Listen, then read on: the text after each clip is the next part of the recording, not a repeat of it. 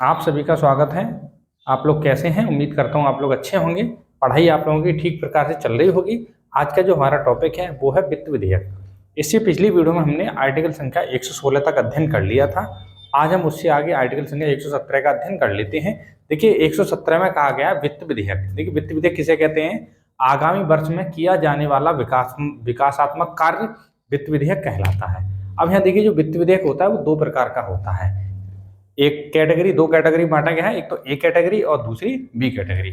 चलिए आपका समय को बचाने के लिए मैंने इस पे लिख दिया है। अब देखिएगा आर्टिकल संख्या 117 में दिया गया वित्त विधेयक आगामी वर्ष में किया जाने वाला विकासात्मक कार्य वित्त विधेयक कहलाता है। अब ये देखिए जो वित्त विधेयक होते हैं वो दो प्रकार के हैं।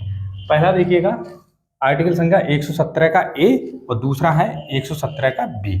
अब इन लिस्टों को आप लोग एक बार से समझ लीजिएगा। देखिए जो आर्टिकल संख्या 117 का ए है ये लिस्ट है। इसमें क्या है? ये जल्दी होने वाला व्यय होता है, यानी कि आपातकालीन इमरजेंसी में लाया जाता है। समझ में आया? जो लिस्ट ए का है इमरजेंसी में लाया जाता है। और दूसरा इसका पॉइंट है यह राष्ट्रपति से पूर्व अनुमति के लाया जाता है। समझ में आया? और 117 का बी यह साधारण विधेयक है। ठीक है ना? यह जल्दी होने वाला व्यय विधेयक होता है ना, और ये साधारण व्यय वाला होता है। अब देखिए इसे भी राष्ट्रपति के पूर्व अनुमति के लाया जाता है ना। अब देखिए इसका प्रारंभ लोकसभा से होता है, यानी कि जो लिस्ट ए का है जो शुरुआत इसकी कहाँ से होती है? लोकसभा की। ये आपका महत्वपूर्ण है, प्रश्न यहीं से आपका बनता है। समझ में आया? और इसका प्रारंभ किसी भी सदन से हो सकता है, चाहे वो लोकसभा हो चाहे राज्यसभा हो। अब देखिए इस वाले को क्या है? राज्यसभा इसे अस्वीकार कर सकती है। समझ में आया? लेकिन धन विधेयक के मामले में मैंने आपको बताया था धन विधेयक राज्यसभा लौटा सकती है। ठीक है ना? अगर उस पर कोई प्रतिक्रिया नहीं देती है तो 14 दिन के बाद में वो लागू हो जाता है। समझ में आया? और अगर राज्यसभा से वापस करती है सुझाव देने के लिए तो ये लोकसभा के ऊपर निर्भर करता है, वो इसका सुझाव को माने या ना माने। लेकिन इसमें क्या है? इसमें राज्यसभा इसे अस्वीकार कर सकती है। वही कंडीशन इसमें है, राज्यसभा इसे भी अस्वीकार कर सकती है।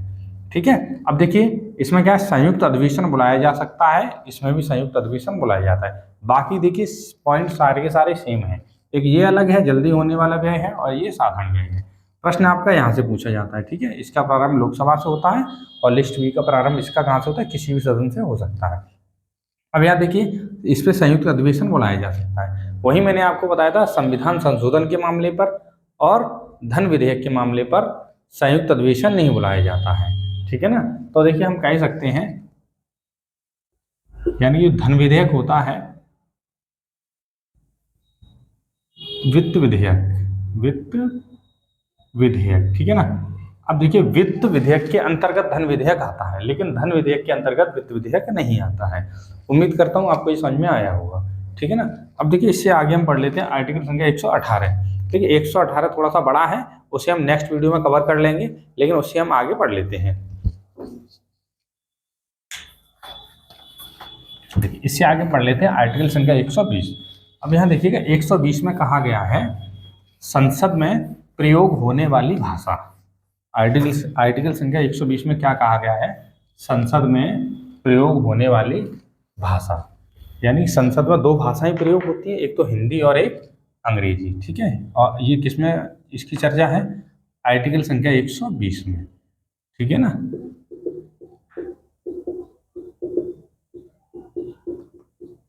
प्रयोग होने वाली भाषा। देखिए संसद में केवल दो ही भाषा प्रयोग होती हैं, एक तो हिंदी और दूसरी अंग्रेजी। देखिए अगर किसी भी सांसद को इन दोनों भाषा में प्रॉब्लम हो रही हो तो अपनी क्षेत्रीय भाषा का प्रयोग कर सकता है, लेकिन लोकसभा में अध्यक्ष से अनुमति लेनी पड़ेगी उसे, और राज्यसभा में सभापति से अनुमति लेनी पड़ेगी, तो वह अपनी क्षेत्रीय भाषा का भी प्रयोग कर सकता है। अदरवाइज या तो हिंदी में बोलेगा या फिर अंग्रेजी में। और अपनी क्षेत्रीय भाषा में अगर बोलना है तो लोकसभा में तो अध्यक्ष से अनुमति लेनी पड़ेगी और राज्यसभा में सभापति से अनुमति लेनी पड़ेगी। ठीक है? अब यहां देखिएगा आर्टिकल संख्या 121। आगे बढ़ लेते हैं 121। देखिए 121 में कहा गया है संसद यानी पार्लियामेंट। ठीक है ना? संसद जजों की जो कार्यप्रणाली है, ठीक है ना, संसद जजों की कार्यप्रणाली पर कोई भी चर्चा नहीं करेगी। ठीक है ना? लेकिन उन पर महाभियोग ला सकती है। क्या ला सकती है? महाभियोग। यानी कि जज क्या कर रहे हैं, तो इस पर संसद कोई भी चर्चा नहीं कर सकती है, लेकिन उन पर महाभियोग ला सकते हैं। ये आर्टिकल संख्या 121 में कहा गया है। लेकिन आर्टिकल संख्या 122 में कहा गया है, इसका आपको उल्टा कर देना है। अनुच्छेद संख्या 122 में कहा गया है कि न्यायालय यानी कोर्ट, जो संसद में जो कार्यवाही चल रही है, यानी कि सदन की कार्यवाही, सदन की कार्रवाई की जांच नहीं कर सकता है। यानी न्यायालय सदन की कार्रवाई की जांच नहीं कर सकता है, लेकिन कोई भी विधेयक संवैधानिक है या नहीं इसकी जांच कर सकता है। ठीक है ना? यानी कि कोई विधेयक संवैधानिक है या नहीं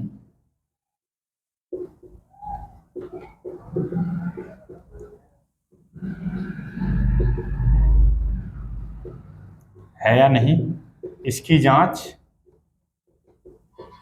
कर सकता है। तो यानी कि इसमें क्या है, संसद अगर पार्लियामेंट में कोई भी कार्रवाई चल रही है तो जज उसकी कार्रवाई पे चर्चा नहीं कर सकते या उसकी जांच नहीं कर सकते हैं। ठीक है ना? सॉरी, वो संसद, पार्लियामेंट। ठीक है। और इसमें क्या है 122 में कि जो न्यायालय है, सदन में कोई भी कार्रवाई चल रही है तो उस कार्रवाई की जांच नहीं कर सकते हैं। ठीक, चलिए, उम्मीद करता हूँ ये चीज़ें आपको दोनों पॉइंट समझ में आ गए होंगे। अब देखिए आर्टिकल संख्या 123, अनुच्छेद संख्या 123। देखिए 123 में कहा गया है राष्ट्रपति का अध्यादेश। राष्ट्रपति का अध्यादेश यानी कि ऑर्डिनेंस बिल इसे कहते हैं। देखिए राष्ट्रपति का अध्यादेश, राष्ट्रपति अध्यादेश लाते कब है? आपातकाल की स्थिति में लाते हैं। आपातकाल की स्थिति का मतलब ये है जब सदन की कार्रवाई नहीं चल रही होती है। तो मैंने आपको बताया था कि सदन के जो सत्र होते हैं वो कितने होते हैं? 3 होते हैं। एक बजट सत्र होता है, मानसून सत्र होता है और शीतकालीन सत्र होता है। पिछली वीडियो में आपको पढ़ा चुका हूँ, लेकिन जिन लोगों ने पिछली वीडियो को नहीं देखा है वो क्रमबद्ध तरीके से उन वीडियो को देखते चलें। समझ में आएगी नहीं है? तो वहाँ से आप लोगों को चीज़ें समझ में आ जाएंगी। अब यहाँ देखिएगा, हाँ, आर्टिकल संख्या 123 में कहा गया राष्ट्रपति का अध्यादेश। राष्ट्रपति अपने अध्यादेश को कितनी बार ला सकते हैं और उसे वापस भी कर सकते हैं। पहला पॉइंट, यानी कि राष्ट्रपति अपने अध्यादेश को कितनी भी बार ला सकते हैं और उसे वापस भी कर सकते हैं। अध्यादेश लाया जब जाता है जब सदन की कार्रवाई नहीं चल रही होती है, यानी सदन के जो 3 सत्र हैं उन सत्रों में से कोई भी सत्र नहीं चल रहा होता है। तो इस कंडीशन में राष्ट्रपति मंत्रिमंडल की सिफारिश पर अध्यादेश लाते हैं। समझ में? इसे कहते हैं टेम्परेरी आपका कानून। अब यहाँ देखिएगा अध्यादेश, प्रश्न आता है अध्यादेश जो राष्ट्रपति लाते हैं किस अनुच्छेद के तहत? आर्टिकल संख्या 123 के तहत। अब जब अध्यादेश ला देते हैं तो इसकी जो अवधि होती है वो 6 महीने की होती है। कितनी होती है? 6 महीने की। लेकिन जब सदन का अगर कोई भी सत्र प्रारंभ हो जाता है तो इसकी अवधि 42 दिन रह जाती है। आपको ये ध्यान में रखना है। यानी कि राष्ट्रपति जी अध्यादेश को लाएंगे, कब लाते हैं? जब सदन की कार्रवाई नहीं चल रही होती है या सदन का कोई भी सत्र नहीं चल रहा होता है।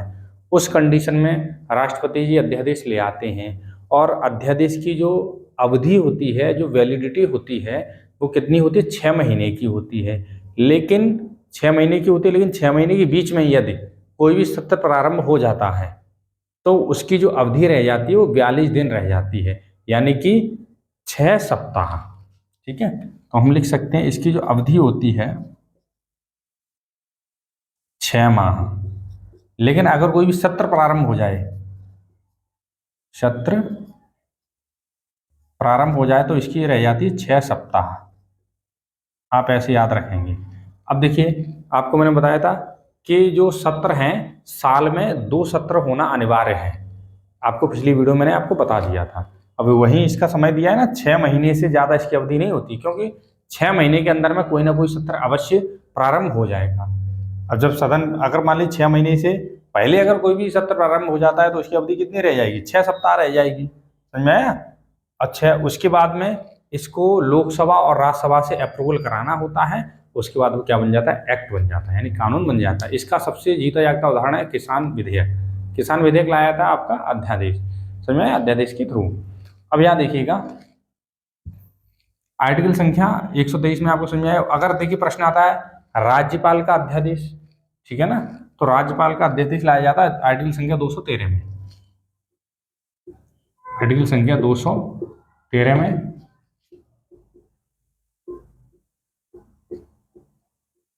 राज्यपाल का अध्यादेश, समझ में आया। तो बस इसमें भी यही होता है, बस आपको ये यहाँ पे राष्ट्रपति जी होते हैं, यहाँ पे कौन होते हैं, राज्यपाल होते हैं। ये कहाँ लाया जाता है, विधानसभा में, यानी विधानमंडल में। समझ में आया कि नहीं आया। अब देखिए, अब इससे आगे बढ़ लेते हैं।